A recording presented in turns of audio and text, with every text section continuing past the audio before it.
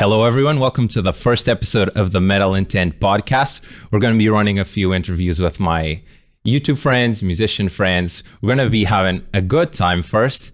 And second, we're going to be trying to go a little bit deep on what the intent is behind their decisions in music, business, and stuff that can help you start your own, keep your own, maintain your own music endeavors. So the first episode is very special because we have someone that's really dear to me, and that is my friend Tobias. How are you doing, my mate? Now then, people. Couldn't start it without saying that. Right?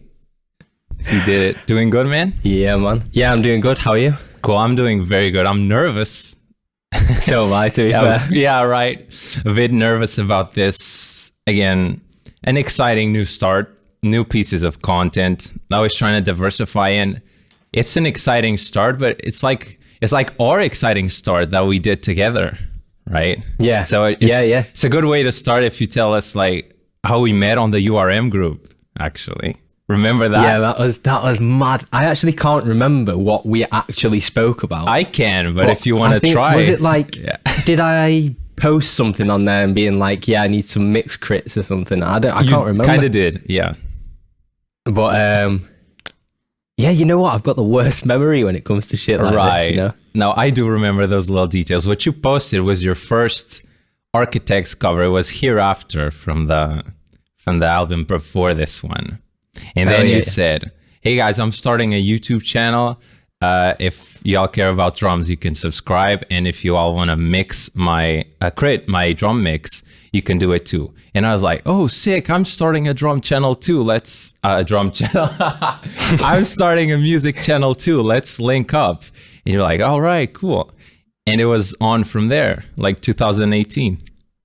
Yeah, man. Yeah, I do remember that now you say it. You know what? It's so weird that it was just like such a coincidence that we did meet like that. And then we were both like doing the same sort of thing, like in the same sort of area, like architects sort of stuff. And then we collabed not too long after that, didn't we? That's right. After that, we did Modern Misery out of that album, which the OGs will remember that video. And it's crazy to think about like, this is the one thing subscriber metrics are good for, is to remember how back something was. It's not really to measure how successful you are, but how back something was. I remember me having 200 and you having 100 when we did that video. Jesus, man. That was a while ago. It was a good while ago, man.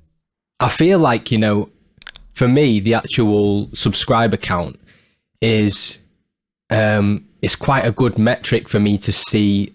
Like, I remember, say if it was like 100 subscribers, I remember the amount of knowledge that I had around the number, if you know what I mean. And then when it's like, oh yeah, I remember when I was at 10,000, this is what I was getting wrong, or this is what I didn't know. Good. And then as I've grown, it's like the subscriber count almost is like a signpost for like my knowledge or how I felt at the time. That's better than just saying 100,000 good, less than that bad. You're actually using it as a metric for what you knew was best back then and what you know is best now.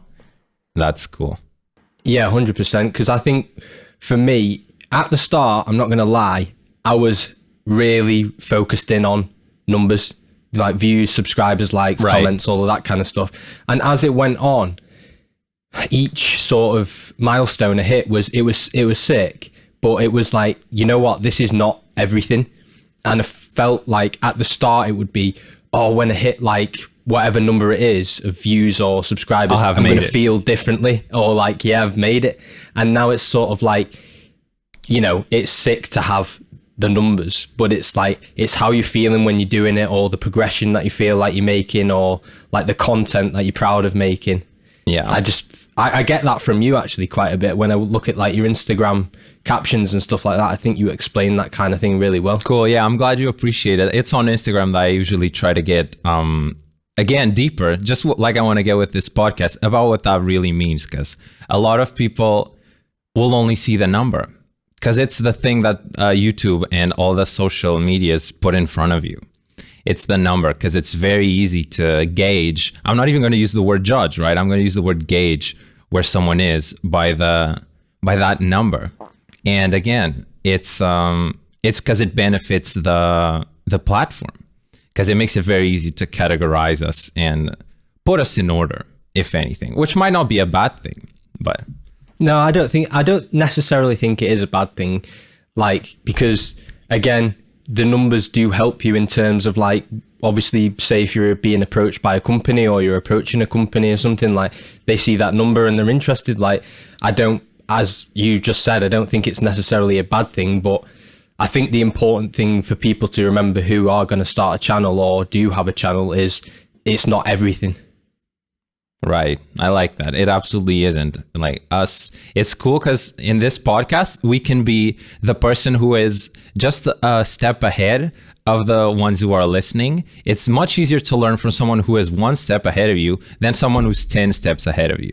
Because they're going to be talking. Not agree more. They're going to be talking about things that you're not going to relate to, and they're going to be saying it in ways that they can't relate to a beginner. So this is actually really, really good content. Yeah, I'm vibing that. And talking about numbers, it's very interesting that we start at the same time. But my number is 30,000 on YouTube, and yours is 100,000. And that is, again, that is very cool. That, in my opinion, and that I'd like to talk to you about it, you've managed to figure out YouTube. Stuff about the elusive algorithm, stuff about giving the subscribers what they want and mixing it in with what you want to play. And it's cool because people can treat, and I'm preaching to myself, the YouTube algorithm and all the social media algorithms as something that's super elusive, and that, oh, I'm lucky this went big or viral. I'm lucky Instagram decided to show this one instead of the other posts. But it's actually pretty measurable. And I don't know if you relate to this, but we know when we're about to post a video, sometimes we know that YouTube's going to pick that one up, for example. Yeah. Right. Yeah. Cool. I think it's 50-50. Like 50% of the answer is not a very good answer, in the fact that, like, yes, there's luck in it. Right. But then the other 50% is, like, obviously I have seen one side of the YouTube, like my YouTube growth or journey, whatever, where I've not gotten many views and I've not seen, like, some of the videos do too well. And then some other videos that have just blown up or, like, really done well. So I find that the analytics have helped me find patterns and stuff like that. So in terms of, like, the actual algorithm, I don't think it's, like, super elusive. I just think it's, like, in my experience anyway, is like, if you do something that people click on and watch, then it tends to get picked up more. That is literally it. Yeah. Because it was literally by accident that, like, what happened was my growth was pretty slow. And then I actually intended to quit doing YouTube at one point, about this time last year, March 2020. And then I did a Slipknot video, People Equal Shit, and then that just randomly got picked up by the YouTube algorithm. Right. And then, yeah. It is cool because, that also talks to a great point of why you don't quit, because you might just be one video from figuring something very special out about yourself and your audience and the channel. So that is a great lesson there. And what you picked up from that is like, oh, okay, so here's something.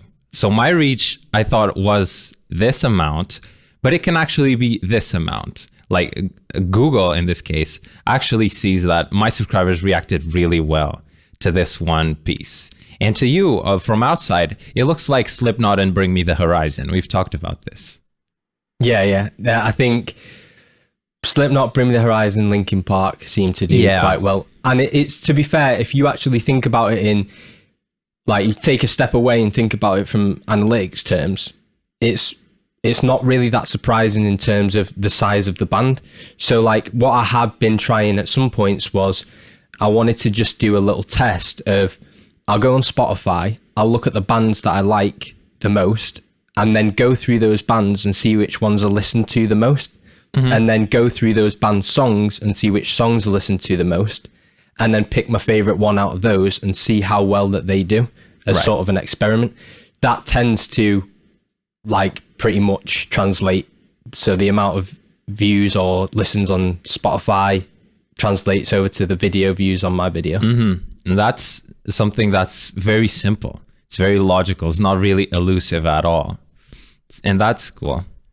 Yeah, like at first I was like, how the fuck does this work, man? Right. And then I think, you know what, it's a big part of my journey was taking a step back in terms of like, when I'm doing music sort of stuff, is I don't really tend to think of it with an analytic brain. I just think of it like quite a lot of my stuff is gut instinct. I'll go and just play the drums and then just make a video. But then after a while, I was like, I need to kind of have a strategy towards this and figure stuff out. Taking a step back and getting that perspective, it's like, well, it's quite obvious really. For me it was anyway. But then I also now I'm in that sort of mind frame where I understand that, but I also want to balance out what I think might be popular with also what I want to do. Because obviously I used to think like when you content create online or you're doing YouTube or whatever, you don't have a boss, but in a way you actually do, right? In sense of the YouTube algorithm and your subscribers or your audience. But then you want to please your boss in the figurative sense, but then also you want to please yourself. Otherwise it's not really worth doing. So I feel like, I can't remember whose podcast I heard it on, but it was like, it's like a formula of like maybe 2 for you, 1 for me, or 2 for me, 1 for you. And that's something I'm trying out at the moment. Cool. Wow. I like that very much. And I bet that it can help a lot of people if they get it as a formula. So literally 2 for me or 1 for you, or the opposite way around. I think that's pretty cool. It's a good way to arrive at that balance. Yeah, 100%. And it's not like the ones that I'm doing for you don't like. Something that I'm not sat there going like, this is shit, because I genuinely can't make myself do something I don't want to do. Same. Like in that sense. But it's like something that I think, okay, it wouldn't necessarily be my ultra first choice, but I'm still definitely happy doing it.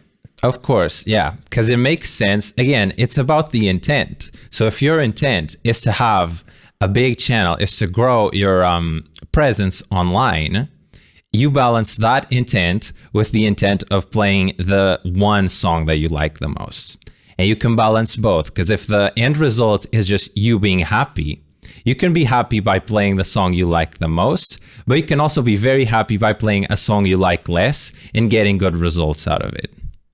Yeah, couldn't agree more. Yeah, could right. Not agree as more. long as, again, you're self-aware about your intent and what you really want out of this.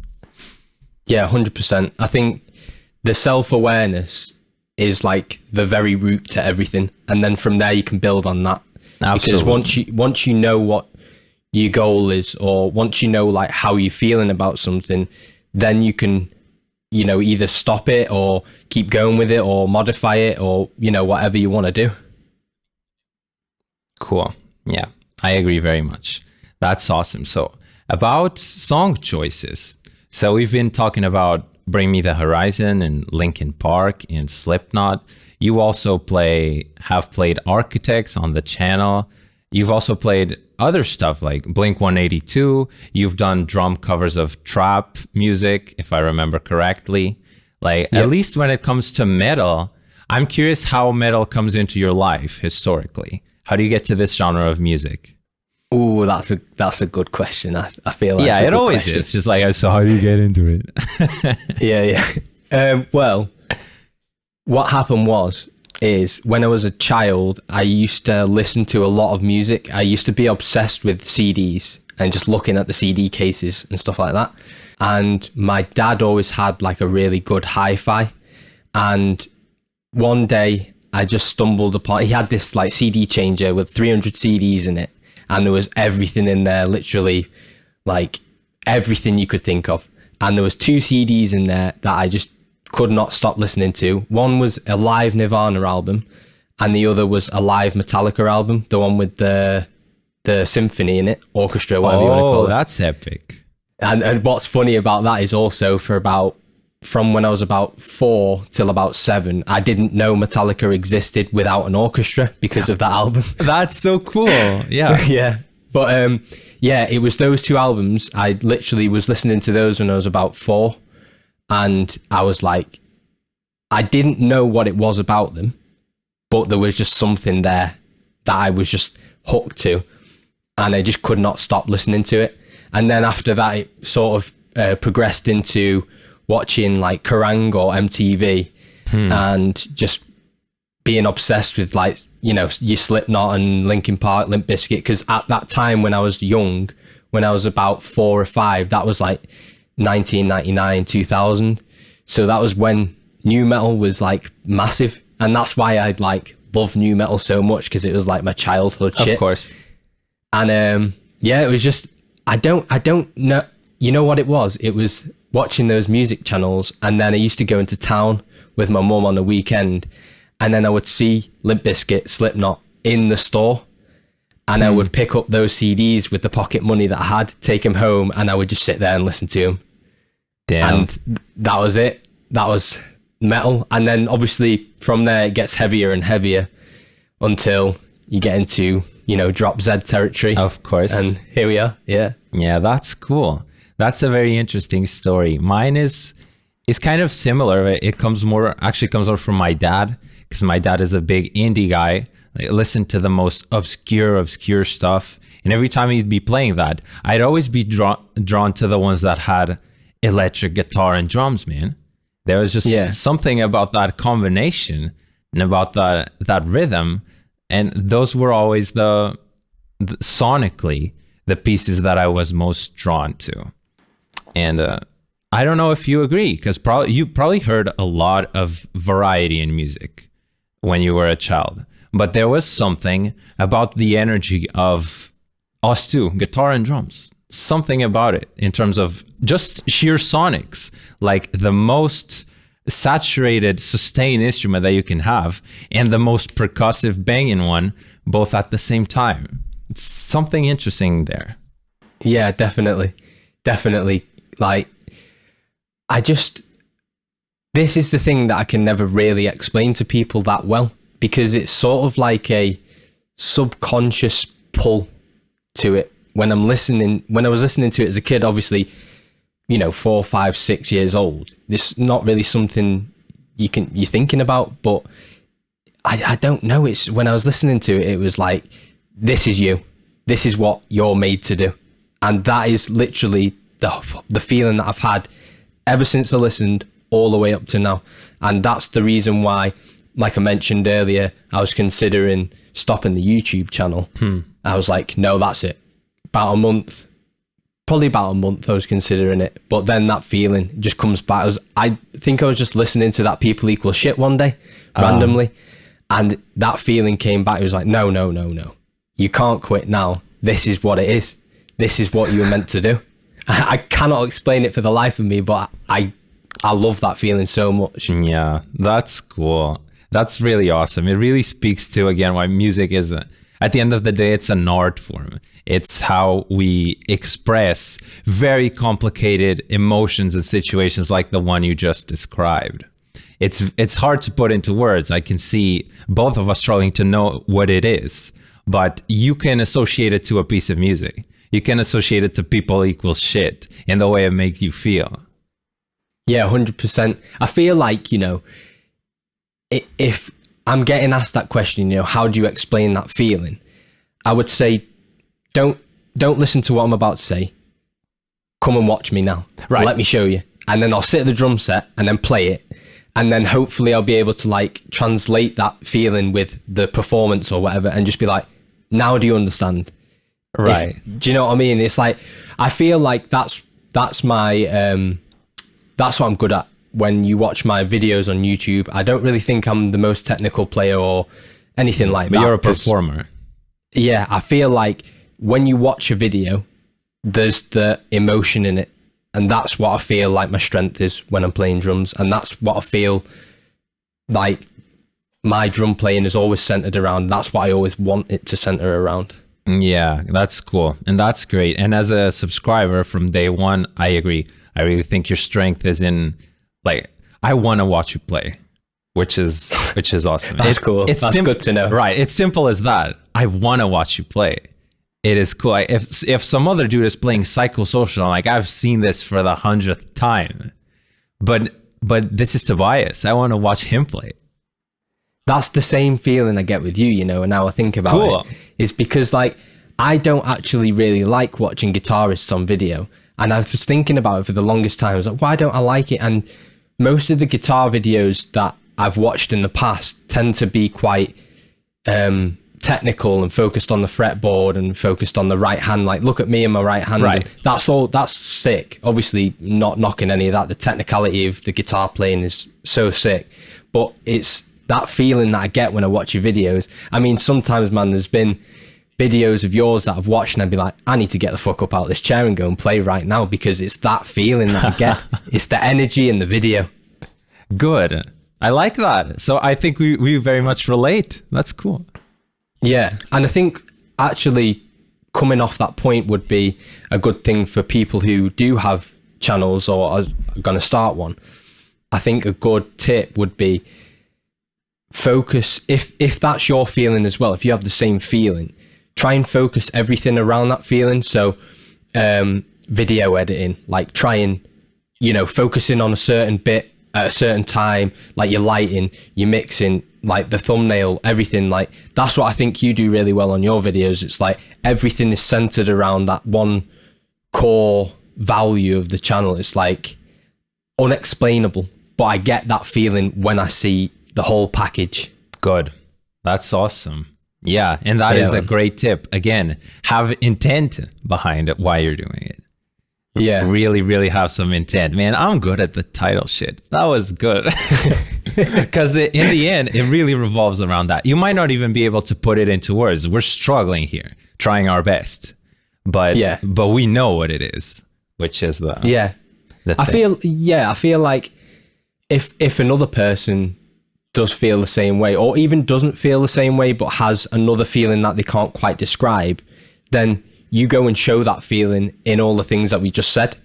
It's like, you don't necessarily have to describe your intent with words. You can just, as I've said earlier, you can just show them. You can be like, this is what my intent is. And they'll pick up on that. People pick up on it. Like, we both know that. Of course. People on YouTube know what they're looking at. That's why they subscribe. That's why they view. That's why they comment. And that's why they come back. That's very good. Cool, man. Oh, yeah. All right.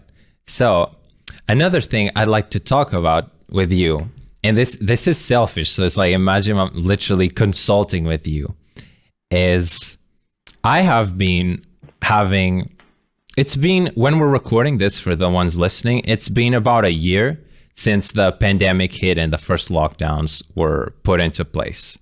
And you're not listening to this podcast to have the 100th version of, oh, so what have you been doing this lockdown? We're not, because good. Yeah, I've been doing the same shit, or I've been doing nothing. Where the point is, what matters is what we have been doing, and you, the listener, have been doing. And personally, I felt not only did I learn a lot about myself, but the main struggle I have had was, I like to call it, again, it's putting into words something that you don't really know, but I like to call it discipline. So knowing what really, again, defining my intent, knowing what I should be doing to get to my future goal, and being able to ignore what I actually think I want to do because my brain is going for the easier thing to do. This year for me has been learning a lot about that, among, of course, other things. And why I'm asking this to you, because I see you come across as a very disciplined individual.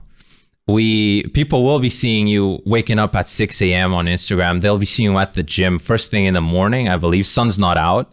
You will be exercising.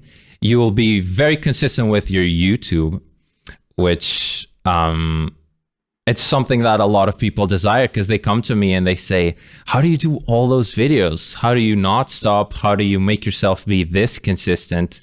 And again, it's always hard to put it into words, but yeah, something about being goal-oriented, self-aware, disciplined. What are your thoughts on this? We can start about waking up early. What are your thoughts on that? Oh, right. Good. This is a good topic for me. Yeah. Well, I feel like I'm quite good to actually discuss this topic, because I have gone from being an extremely undisciplined person to being quite a disciplined person, I would say, nowadays. Especially in lockdown, it's been a focus of mine, you know, try and focus on myself, not get bogged down by, you know, the negativity of the current situation. I feel like waking up early in the morning and my morning routine, like working out and stuff like that, it quietens my brain in the things that I don't want to think about. And it also lets my brain think about the things that I want to think about. It almost gets my brain going for the day. Whereas like sometimes if I woke up in the morning, whatever time I wanted, and didn't really have a first thing to do in the day, I might get up and start thinking, you know, all random crap in my brain, you know what I mean? Like there's no focus. First thing in the morning, I know I'm getting up, this is what I've got to do. It puts me in like the peak performance zone of my brain. That's the way that I see it anyway, in terms of waking up. And then everything I do after that, it seems to be like the anchor of the day that almost sets me right. If I don't do it, something feels off, and it is quite strange. That's cool. I see. Because me, myself, again, when I lack that intent, that feeling of something being off, you can feel it because you have a gauge of what is a disciplined start to the day. And when you don't have it, you know why you're off and you can explain it.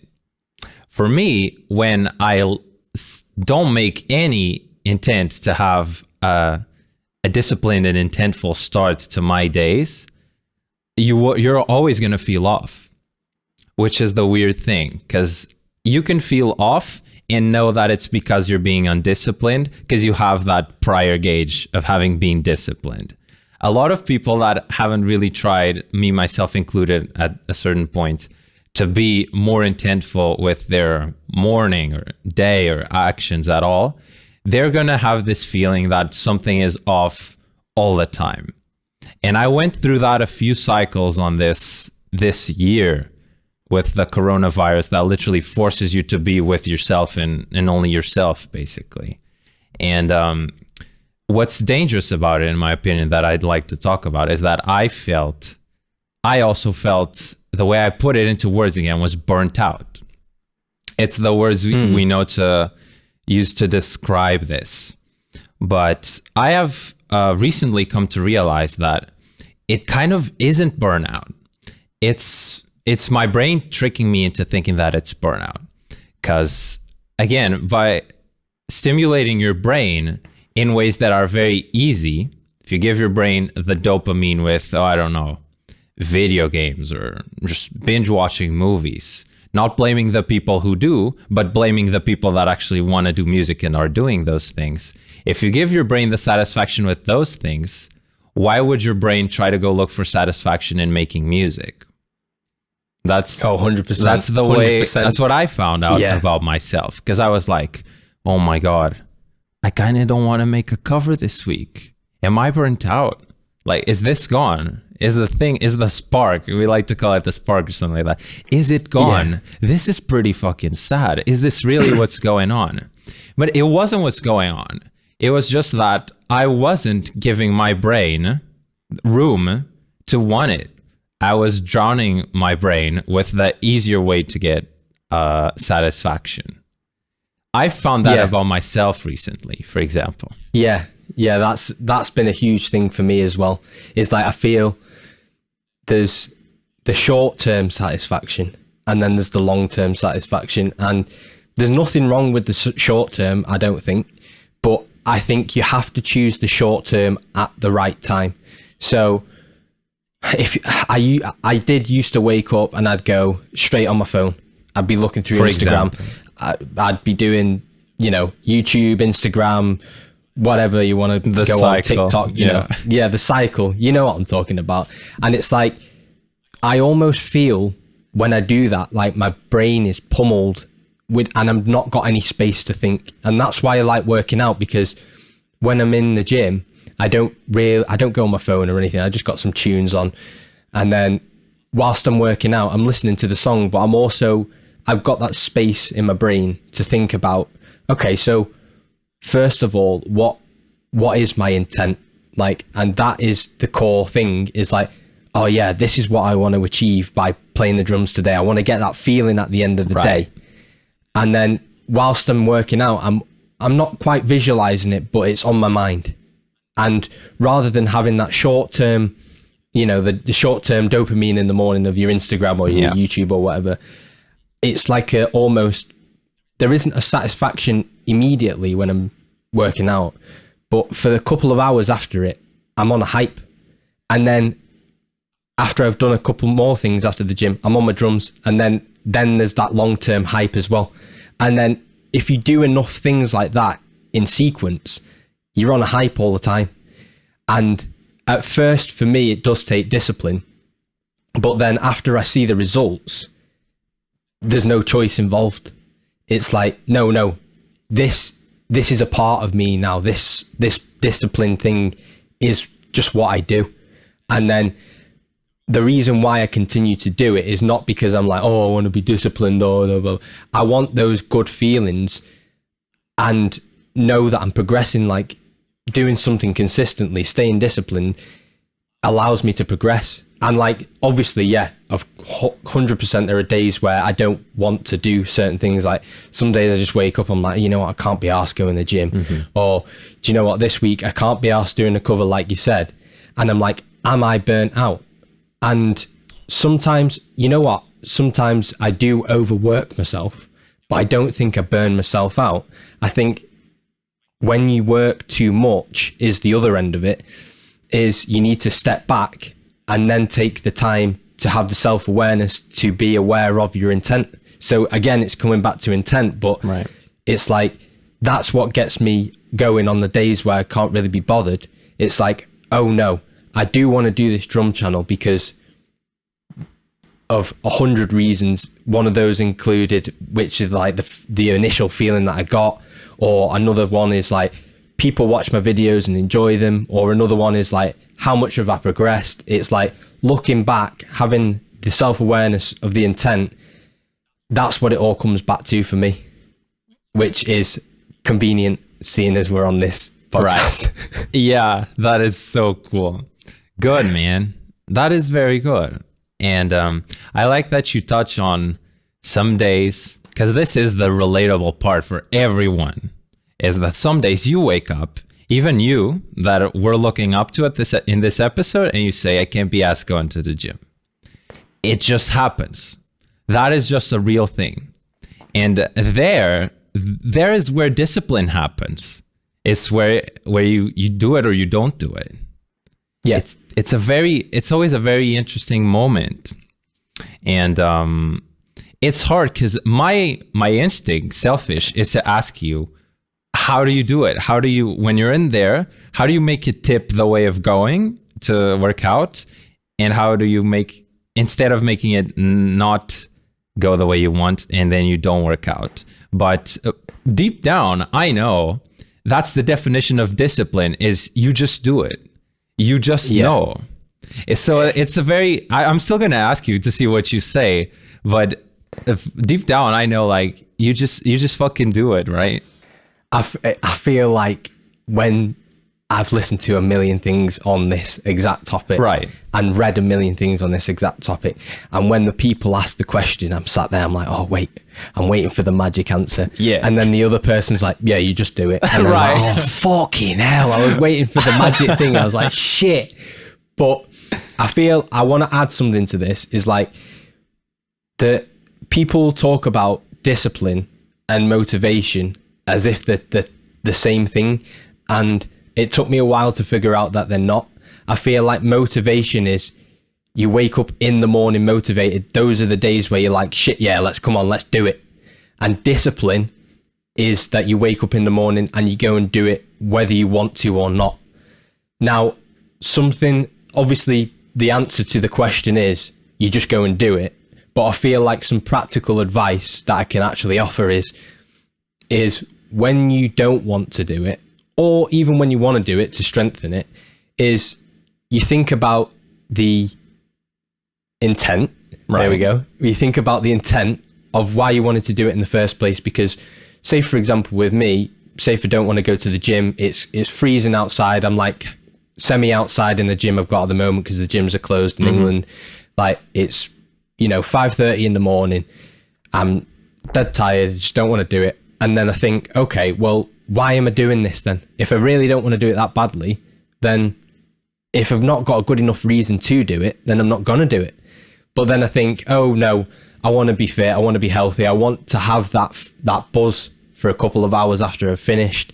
And I want to feel like, I want to feel that feeling after I'm done of like, you know what, I did something that I really didn't want to do, but I did it anyway. And I've got that like self-pride after it. And I feel like that's quite a good thing to focus on when you really don't want to do it. And that does help with the discipline. But the short answer is go and fucking do it. You just do it. Yeah. It is weird because you listen to it and you're like, yeah, fuck you. Come on again. But when you live it, you're like, that's actually the correct answer. It unfortunately it is. And there was a time where for me that would have been the worst thing to have to listen to. Right. There is no great answer, but that is the answer. Yeah, there you go. So anyone listening who's like, fuck these two kids, you're probably the one that has to go do it right now, which is the interesting thing. 100%, yeah. Because I honestly, do you know Jocko Willink is? Yes, the one about extreme ownership. Yeah. Okay. He basically has a lot of videos on this exact topic, and all of the answers are always just essentially go and do it. And for the longest time, I watched his videos like, mate, come on, give us some better fucking answers than this. Right. And then one day I was like, you know what, I'll give it a go. I'll just do it. And I was like, oh, fucking hell, he's right as well. It did work. No, it's true. It is 100% true. Yeah, it's awesome. Like it comes down to the reason I'm here, because at the end of the day, I was very much, since the week I've posted on Instagram that I'm going to start a podcast. And today, where I'm interviewing you, my first guest, I've been on about what's going to be the logo for the podcast on Spotify, what's going to be the mission of the podcast, what's going to be the fucking title. And I mean, these have turned out well, but I'll be honest, it took me a bit of discipline and guts to just say, yo, Tobias, Tuesday, how are you feeling about that? Inside, I was like, oh my God, I still actually have a lot to get ready. I still need to figure out what the title is, what the mission for the interview is going to be, what's the graphics and the text and whatever, and how do I upload this to Spotify? But what I did was create the deadline by talking to you. Yeah. That's how I went about it. Because like, okay, so Tobias is going to be waiting on me. So this all is going to have to happen. So that's an interesting one on deadlines as well and discipline. Yeah, it's like you're almost forcing the accountability on yourself. Yeah. And I feel like that's also a really crucial aspect in the discipline side of things, but also on the YouTube side of things, the accountability is because in my experience, if you're going to do a YouTube, you need to be consistent and to be consistent, you need to be accountable to yourself, because there's no one going to be telling you, what to do. There's no one there. There's no boss coming in every day going, oh yeah, we've got this deadline, blah, blah, blah. I just make it up in my own brain. It's like, no, we need to post a video on Monday and Wednesday and Friday or whatever day it is. It's like, that's the thing that separates, I feel, the unsuccessful people on YouTube and the successful people on YouTube is that they're accountable and they see through what they say they're going to do. Like exactly how you've just explained with the podcast. Yeah. Literally could not have explained it better. I literally just did it. It's a thing, right? Yeah, man. And I feel like that also ties in with, for me anyway, is there's quite a lot of things where in the past I've not wanted to do something and then I've asked myself why, and it's sort of like, it's like wrapped in like a self-doubt, if you know what I mean. Like, well, what if it's not good enough? Or what if people like give me shit for it, or people don't like it? And then after a while I was just like, do you know what? it's not the end of the world if people don't actually like it. That's right. And you force yourself to do it. There's been plenty of times on videos where I've just been like, I'm not quite ready for this yet. And they've always been the most entertaining ones to do. Yes. It's like a push. That's what gets you the progression, the push. Right. In the whole arena of things, like whether it's a mix or whether it's a song I've not really practiced or had time to practice, or something that I'm not too comfortable with. It's like, fuck it, I'll just do it. I'll put it up and then I'll decide after. Yeah, even better than I'll decide after. I like to think I'm going to let the viewers decide after. Because at the end of the day, like, you have your own goals, so how much better you want your content to be. But why are you deciding for your viewers if at the end of the day, the content is for the viewers? That's something that really helps me, which is when I think, and I was thinking, again, this about the podcast, like, I've never interviewed a person in my life. Like, why would someone wanna listen to this? And then I'm like, flip it on its head, like, yeah, why would someone want to listen to this? Ooh, that's a good one. That's right. A good one. So instead of making it negative, like, why would anyone? I'm not going to do it. Why would anyone? I'm going to do it. Figure out why they would want to listen. That's a fucking... It's actually powerful, right there. Right? Yeah, shit, yeah. It's shit. Cool. You just blow my fucking mind right there. Damn, there you go. It's all about that. My thought process is like, yes, I've had that. Why would anybody want to watch this? And then you come up with all the negative ideas, and then my response is always like, oh fuck it, I'll just do it anyway. But I've never really actually asked myself that question, why would people want it? And that is actually an extremely good piece of advice that you've just given me. So yeah, cool. No problem. Shit, man. It's actually really, really powerful. So instead of coming up with the reasons why people wouldn't, just come up with the reasons people would, and then you make the fucking thing. Yeah, 100%. Cool. Yeah. This is an unlock for content creators all around. Yeah, man. Easy. Yeah, look, we actually got the keys to the castle. Hell yeah. That's cool. That's fun. Well, I mean, if you want to conclude the topic on discipline, that you never conclude. We're always finding out new stuff about ourselves, and we always come back to it. Even in this conversation, I think we come back to it. But someone that's home knows that they owe them to themselves to start. That was a big thing for me as the start, because the going from 0 to 1 is the hardest thing. Us, we have something to maintain where we already have some patterns. Like, it's cover videos. This is how we shoot them. This is how we edit them. This is how we publish them. This is how we redistribute them. The thing that, I don't know if you relate, that was hard, was going from 0 to 1 again. So you're not doing anything, and then you're doing something. What do you think can help someone want to go from that 0 to that 1, to make that start? For me, it always starts with either an image in my head or an emotion. So say if I was considering going from 0 to 1 in any given thing, I would have a reason why.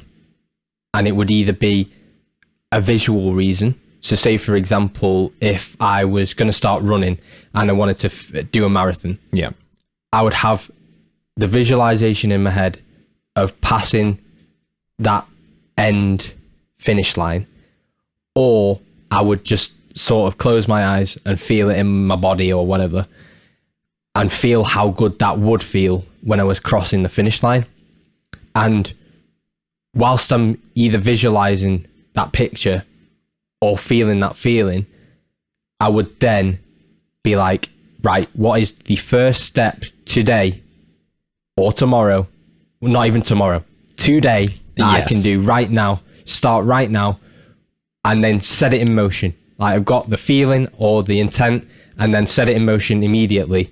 And then it's almost going back to that thing that you were talking about earlier. You make yourself do it. Then it's like, okay, 100%. Know what I'm doing. Already started it.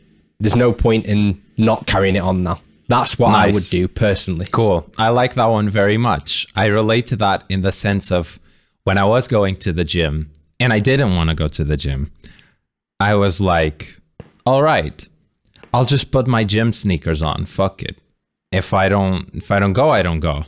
But I'll just literally get out of bed and I'll put the gym sneakers on. And then I'd put them on. And then I'd be like, oh, okay, I see how this feels. All right, let me go to the kitchen, fill up my water bottle for the gym. And then I was filling up my water bottle for the gym. And I was like, okay, fucking, might as well grab the towel and drive there, right? Exactly. And then I drove there. And I was like, do I stay in the car? Fuck no, I'm here. And then I found myself at the gym. Yeah, 100%. It's almost like you have an internal child and an internal parent, and you're tricking your own child, going, "Oh no, we'll just have a look at the sneakers." Right. "Oh no, we'll just fill this bottle." "Oh no, we'll just drive to the gym." And then when you get there, "Oh no, we'll just do like 1 mile on the treadmill." And then when you get on the treadmill, then it's like, fuck yeah, we're going now. There's no point. Like, right. There we go. Cool. Yes. It's almost like you trick yourself in your brain. It is fucking weird. It is weird. And it's great advice that you gave. Like, what is the first small step? What is the first baby step? Yeah. Very good. For me, it actually, for more practical advice for a musician listener, it happens with my covers all the time, which is like, I've been covering Era a lot. Era are a very progressive band, so it's a very hard cover to make. And that's how I'm visualizing it. I'm visualizing all the work that I'm going to have to do to learn every single note and every single song and video that and edit that. Oh my God. And if you, again, flipping it on its head, why would I want to do that? And I'm on the negative side right now. And then how do I flip it? I'm like, okay, fuck it. Let's just start transcribing the drums. Yeah, I honestly, that is the exact same for me. Right. I'm like, oh no, I've got to learn it. And then I've got to go and video it. And then I might fuck up when I video it. And then I'm going to have to like strip the toms and then mix it. And then strip the toms, dude. No. I was like, fuck no. And I'm like, the thing that I actually picture in my head is the finished product. And then I'm like, all right, well, I may as well just start learning the drums then. And then it's like, yeah, you tricked the child. Right. You get rolling. Yeah, man. That's cool. So the listener, and again, it's about intent, because I believe you and me subconsciously, we have an intent down there of, I'm not even going to say 10-year. I'm going to say a future window of what we want something about us and our presence in the world to look like. And having that subconsciously makes it makes it easier to get these first steps going. But some people might not have it. They might just know, oh, I just like playing the guitar and I would like to play more guitar in my life and do less of all the other things, which is how I felt. So a matter of, in my opinion, visualizing what, again, your future looks like, the way that you want it to look like. Because I can give my starting story, which makes sense for this. I knew that to become, in any way, shape, or form, a guitarist that plays heavy metal, which was the thing that I knew I liked. I like to play heavy metal songs on the guitar. How can I make this sustainable? How can I build not really my life, but just a bigger part of my life around it? Because back then I had school, back then I had other obligations. I want to make this my obligation because I really enjoy doing it. And to me, it was getting the long-term vision, which is, it's probably going to be a YouTube channel. Because I'm not really, at least in Portugal, I'm not going to play shows with anything. We have a very small scene and the audience is online. And I was like, okay, it's probably going to be a YouTube channel. And if I stop there, I'd be like, oh my God, starting a YouTube channel. So much stuff to learn, to record myself, to video myself, to edit that. It was, what songs am I going to write? Like, what the hell am I going to do? And I made it even easier, turned it into more of a baby step by going, okay, I'm going to cover someone else's song. That way I eliminate the writing part, and it's mainly the writing part. So yeah, I eliminated that.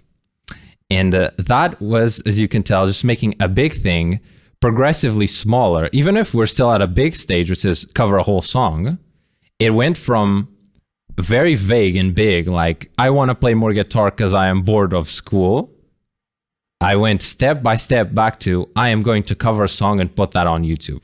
That is way more applicable already than just having in my mind this big image of, I want to play more guitar and I'm sad that I don't know how I'm going to make my life revolve around that. So for anyone that has this big, vague vision, if they try to trace it back into a baby step to start, that's what Tobias said. That's what I agree. And yeah, right? Hell yeah. Make it more specific. Yeah, that's a good piece of advice. Because if it's like, I want to play more guitar, then if you play 1 more minute than you normally do, then you've done it. So I feel like if you're more specific, I want to, make a YouTube cover, like you said, then you've got that set thing there. And that's the goal that you're striving towards. Then once you start, I feel like after that, the momentum kind of takes you from there.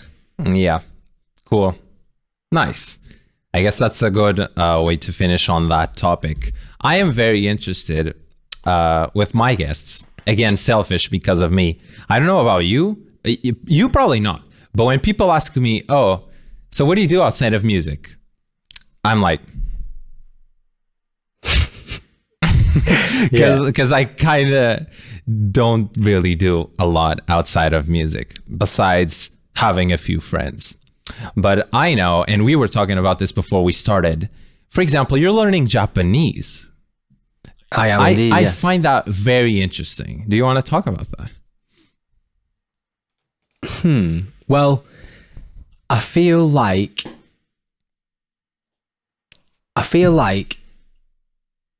I need to constantly have a few things that I'm always working towards or working on.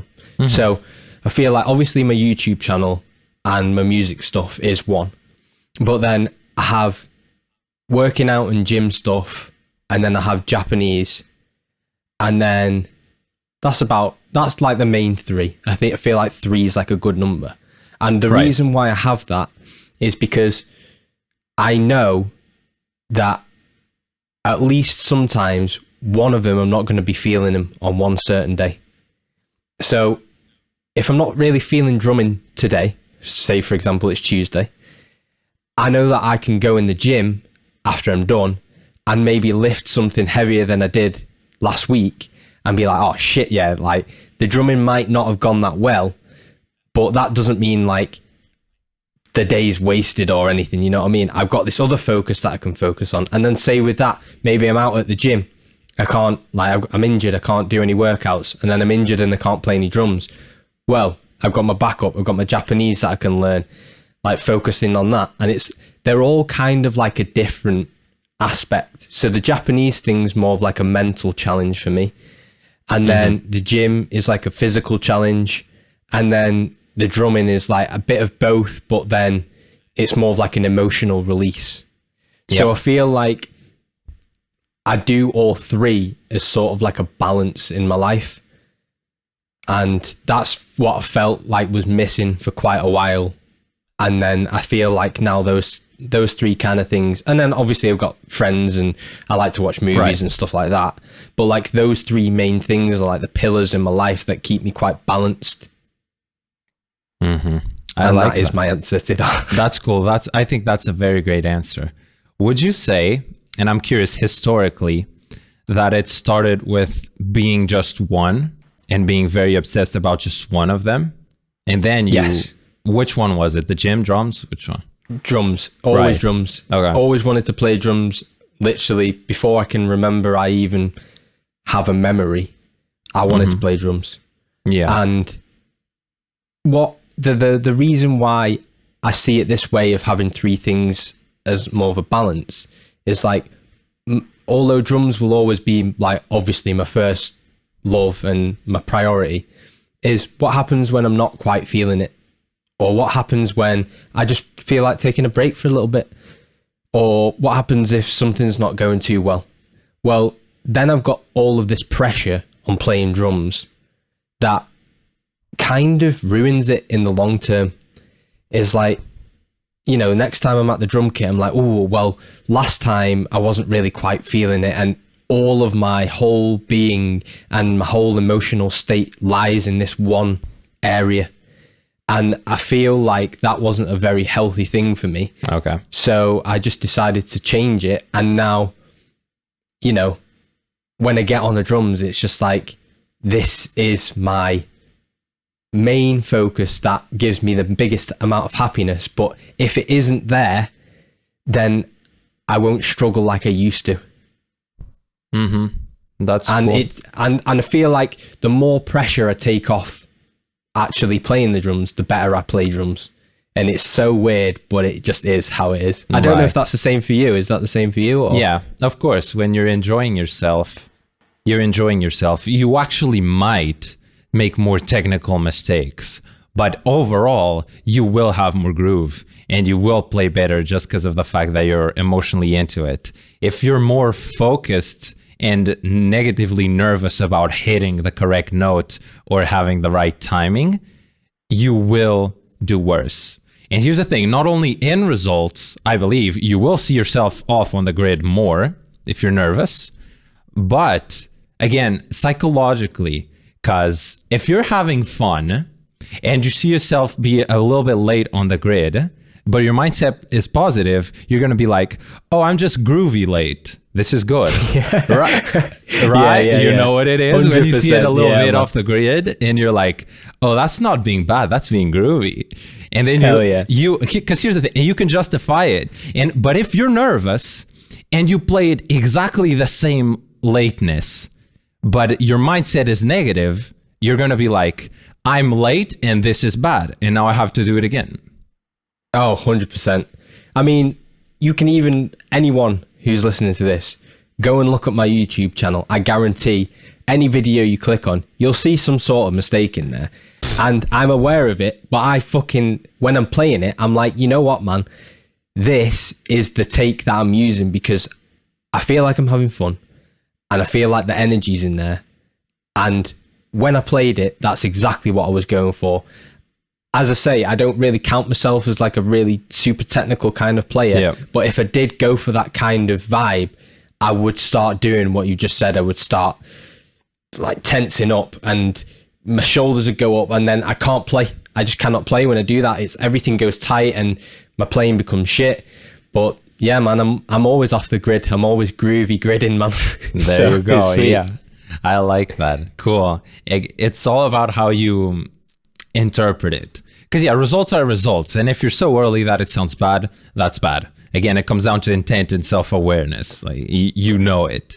But it also, self-awareness also comes down to being a little bit late and being able to either justify it in your mind as being groovy late and not bad late. Again, our intent is just to enjoy doing this. And if redoing it is going to make you not enjoy it, that's not good. No, it is not. It just is not, because it's good that we have our standards for the quality of the content. And it's also good that we have our standards for our own well-being, because absolutely, you need to have both at the same time. It's not the kind of people that say, oh, this is perfect or nothing, perfect or I'm not going to publish it. Well, you're not going to publish it. I'm sorry. That is something I have struggled with in the past, like that exact thing. And it was just, it's just sort of like, just learn to let go of it, really. Because nothing, even if it is perfect to you right now, in 3 months, you know you're going to look back and be like, oh, mate, that was absolute horseshit, that. Because your standards will always get raised. So nothing is ever perfect. So there's no point in ever trying to be completely perfect, in my opinion anyway. But it's just like, I am where I am, but I can also improve. And that's the fun of the whole thing for me. Right. Cool. Yeah. Here we go with the other one, that it's about the journey and not the fucking destination, dude. Oh mate, that was another one where I That's used to another listen to it and be like, oh no, he not said this it. bullshit again. It's like, I was like, no, once I hit at the time, once I hit 10,000 subscribers, no, I'm going to feel different. I remember that. It's not the fucking journey, man. It's the 10K. And then when I hit it, I was like, oh yeah, it is the journey as well, actually. You know what? I'm really glad that I found that out quite a long time ago, because it has actually allowed me to enjoy the journey a hell of a lot more. So I'm actually super glad for that. Yeah, man. That's such a funny one, man. Though I make fun of it, and I usually say, and I say this all the time. My friends know I say this sentence all the time. It's the friends you made along the way, dude. It's just it's the friends you made along the way. Like fuck the subscribers, and even if it's not a YouTube channel, it's whatever, like their job. Like screw the money, screw your accomplishments. It's the friends you made along the way, man. Like I feel like that's what you remember the most. When you look back on things, you don't really tend to remember the things that you thought you might. And I feel like it's the smallest things that you actually appreciate more than the bigger things. Yeah. From my experience anyway, that has definitely been the case. You might have had the bigger thing as the goal, but as you get to it, it's it's the fucking friends along the way that you remember. Yeah, man. Yeah, 100%. That is cool. That is super 100%. fun. And I feel like that is the best. The quicker you adopt that mindset, the happier you're going to be. Because I think so. You're in the other way of doing things, you're always putting off being happy. So I'm going to be happy when X, Y, Z. But the other way, you can be like, no, I'm striving for whatever the goal is, but I'm going to choose to enjoy the day, enjoy the week, enjoy the month, whatever. And it's like, I can achieve something sick, but I can have a fucking good time as well right now. Like, that is the best fucking thing you could possibly do.